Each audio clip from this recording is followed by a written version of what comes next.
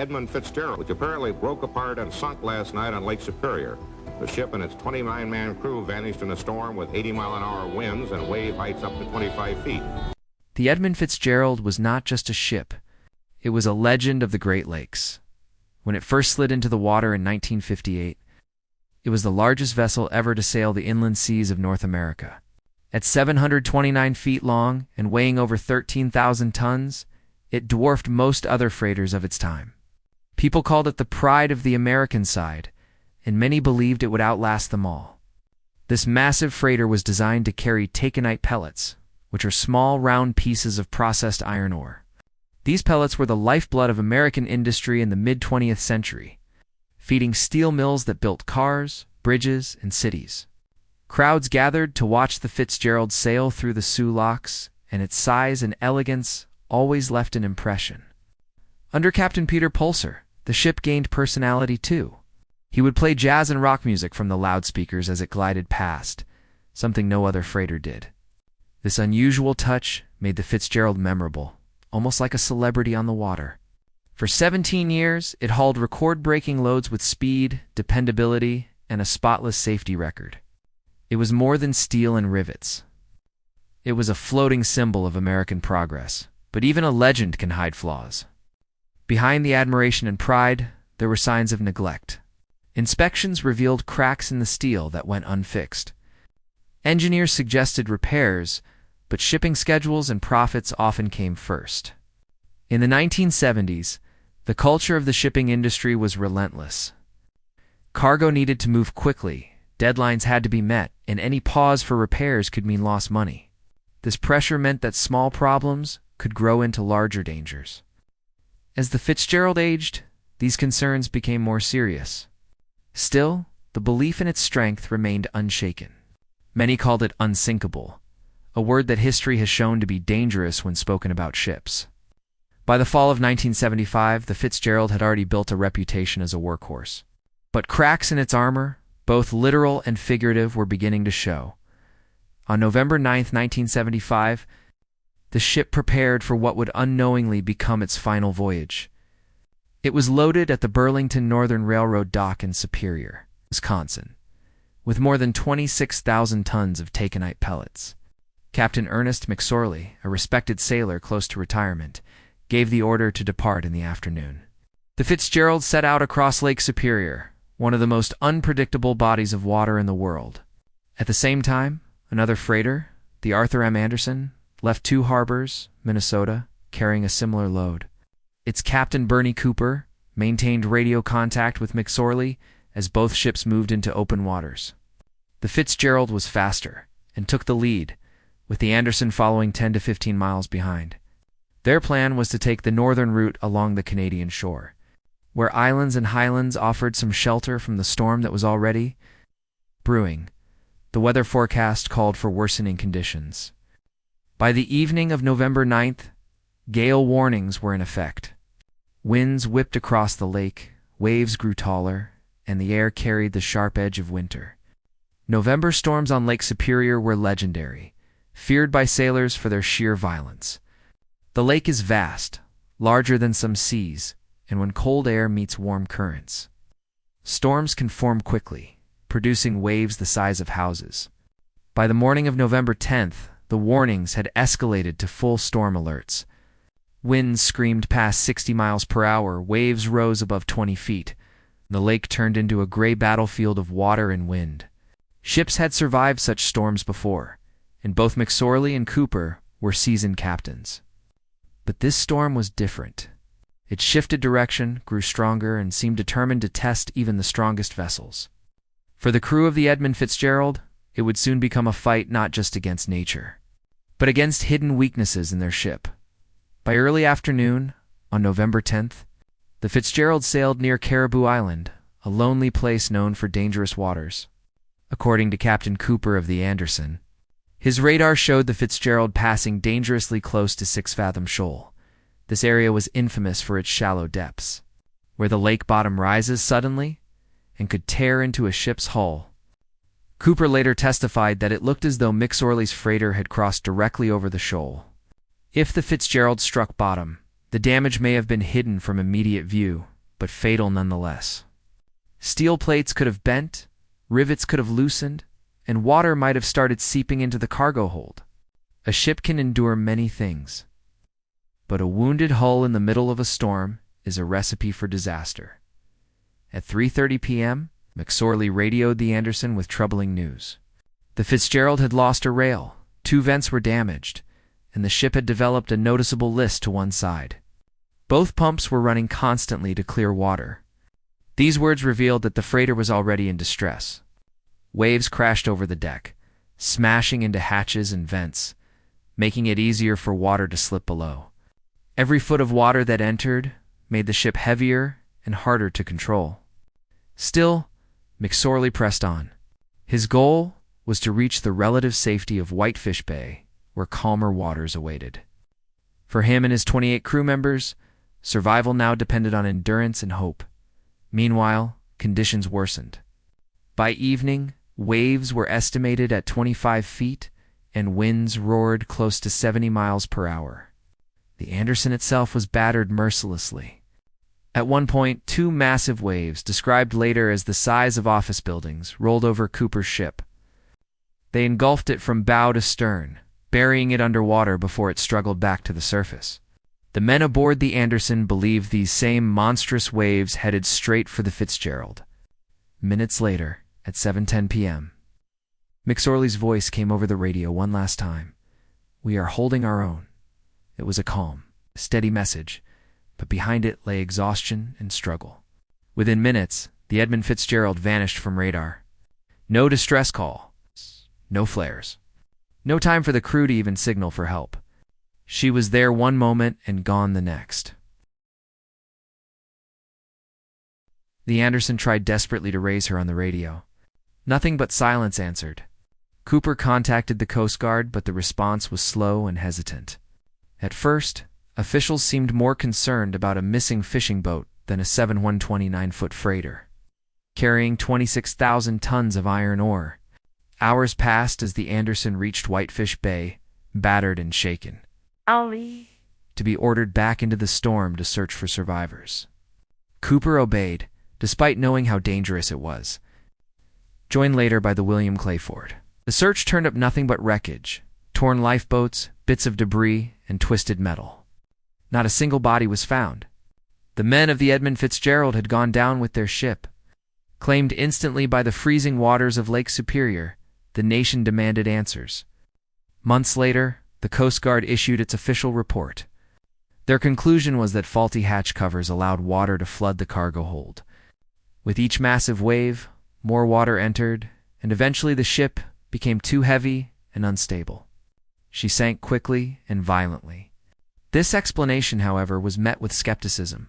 Sailors who knew the Fitzgerald insisted her hatches were secure. Others pointed back to 6 Fathom Shoal, suggesting she may have struck bottom. Some believed she split in 2 on the surface, her immense weight tearing her apart before she went under. The official story was simple and convenient, but it left many questions unanswered. Why no distress call from a seasoned captain? Why did she vanish so suddenly? And why did other ships in the same storm survive, when the pride of the American side did not? In the years that followed, more troubling details came to light. Inspection records showed that surveyors had noted problems with the Fitzgerald's hatch covers weeks before her final voyage. Repairs were scheduled but postponed until after the shipping season. Profit and deadlines outweighed caution. Regulations also allowed the Fitzgerald to carry heavier loads than her original design intended, making her sit lower in the water and more vulnerable to flooding. Divers who later visited the wreck reported structural damage at the bow, suggesting she may have plunged nose first into a massive wave, sinking in a single violent motion.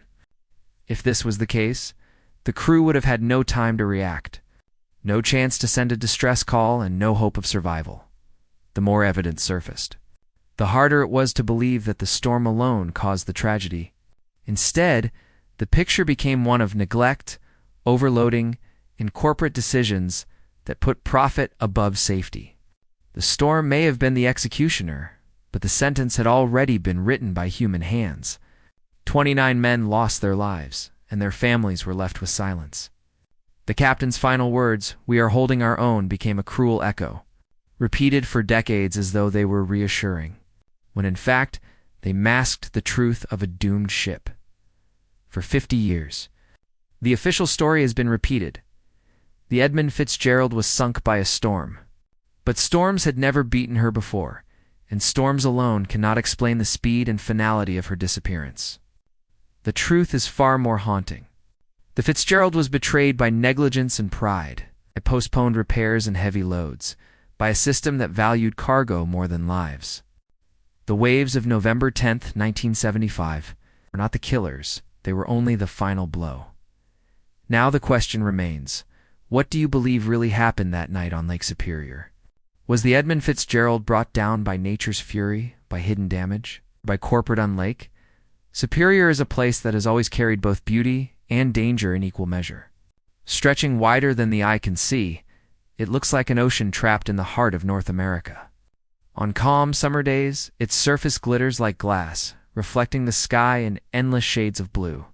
But in November, everything changes. The warm winds fade, the air sharpens with ice, and the lake reveals its darker personality. Sailors on the Great Lakes have a saying, "Superior doesn't give up her dead." The water is so cold that bodies rarely rise once they sink beneath the waves. This grim truth has given the lake a reputation that borders on mythical. To those who worked its waters, Superior was not just a lake, it was a living force. One that demanded respect and could punish even the proudest ships. For centuries, the Great Lakes have been highways of commerce.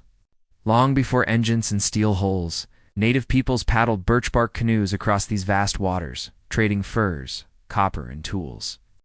Later, French and British traders braved the same routes in wooden schooners. By the 20th century, however, the game had changed. The world demanded iron, coal, and grain in massive amounts. To feed that hunger, enormous freighters were built. Ships longer than city blocks, capable of carrying tens of thousands of tons of cargo. These ships became the lifeblood of American industry, quietly powering the nation's rise. Unlike the glamour of ocean liners, Great Lakes freighters were workhorses, unsung heroes of steel and smoke. Among all these giants, the Edmund Fitzgerald stood out. She was sleek, fast, and larger than anything the inland seas had seen before. Her launch in 1958 was a celebrated event. Thousands came to see her christened. Her name was chosen to honor the chairman of Northwestern Mutual Life Insurance, whose company had commissioned her. She was no ordinary freighter. She was the pride of her fleet, known for record hauls and for her commanding presence. Whenever she appeared along the waterways, people stopped to watch. Children waved, tourists snapped pictures, even seasoned sailors respected her grace. Yet for all her fame, the Fitzgerald was part of a dangerous world. Great Lakes shipping was tough, lonely, and demanding. Crews spent months away from families, navigating waters that could be as cruel as the Atlantic or Pacific. Unlike ocean-going vessels, freighters on the Great Lakes faced hazards that were unpredictable and close to shore. Shallow shoals, narrow channels, and sudden squalls created a constant state of risk. A captain's judgment had to be sharp, and even the most skilled mariner could be caught off guard. In November especially, storms came with little warning. The gales of November were feared by every sailor. Stories of wrecks and drownings passed down like warnings from the dead. By the time the 1970s arrived, over 10,000 shipwrecks already dotted the Great Lakes. Some were small fishing boats. Others were massive freighters. Many of them disappeared in storms, just like the one that would later take the Edmund Fitzgerald. In fact, Lake Superior had already claimed so many vessels that sailors viewed it as cursed in November. It was not superstition. It was experience. Every man who set sail in those months knew he was rolling dice with fate. Still, the demand for iron ore and steel never paused.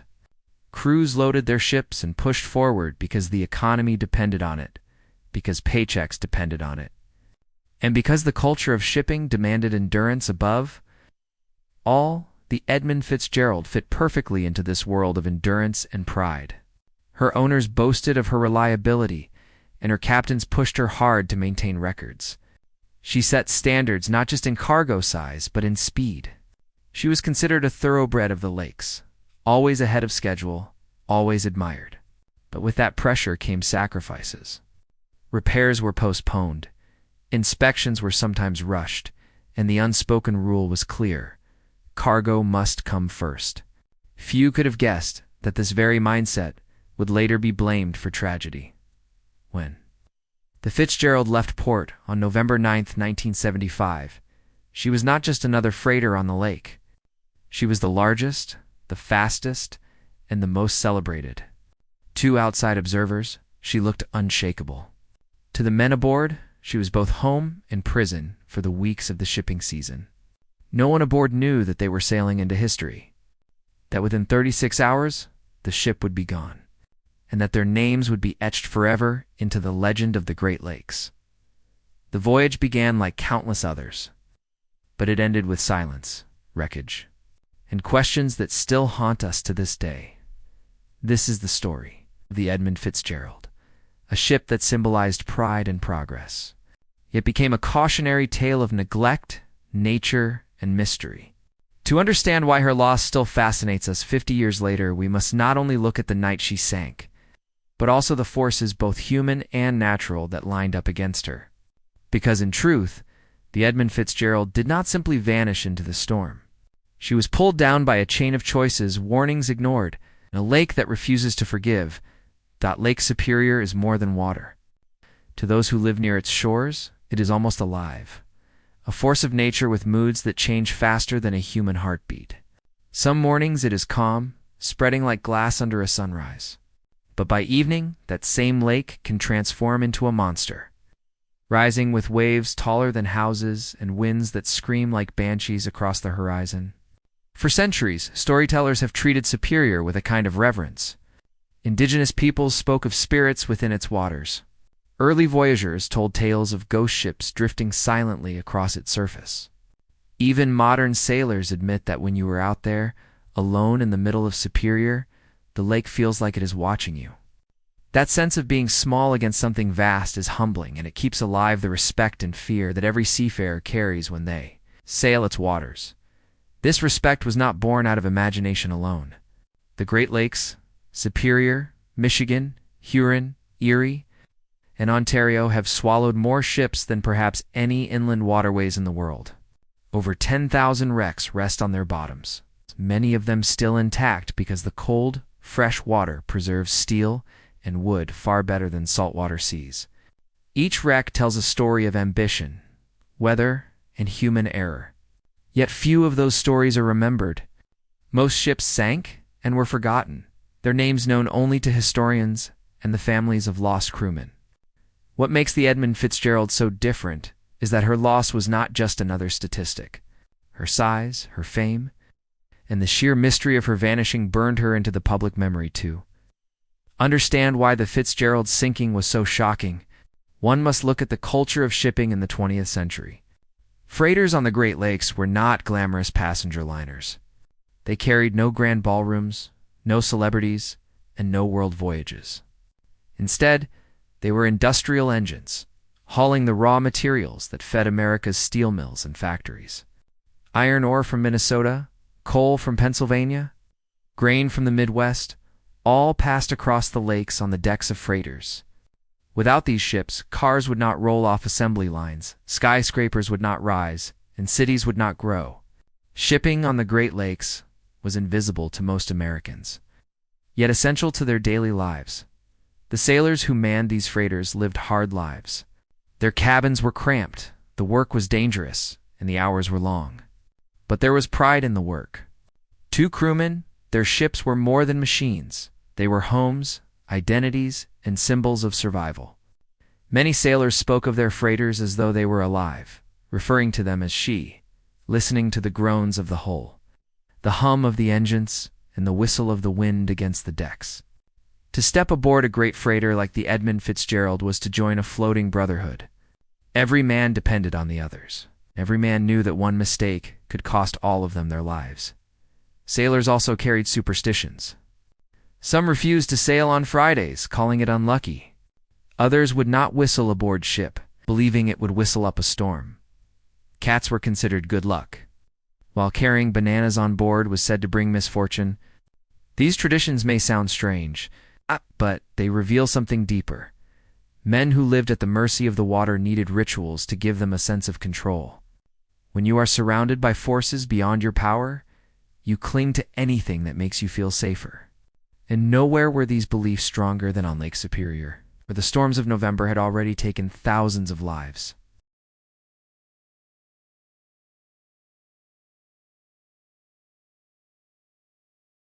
The gales of November were famous long before 1975. They came without mercy. Formed when cold Arctic air slammed into warmer systems over the lake, winds could reach hurricane strength, and waves could climb to terrifying heights. Old sailors said that Lake Superior in November was the closest thing to an ocean storm they would ever see inland. These storms sank schooners in the 1800s, steel freighters in the 1900s, and fishing boats year after year. Every season, when November came, families of sailors worried as husbands, fathers. The fear was not misplaced because while most voyages ended safely, too many ended in tragedy. In this dangerous world, the Edmund Fitzgerald was meant to stand above the rest.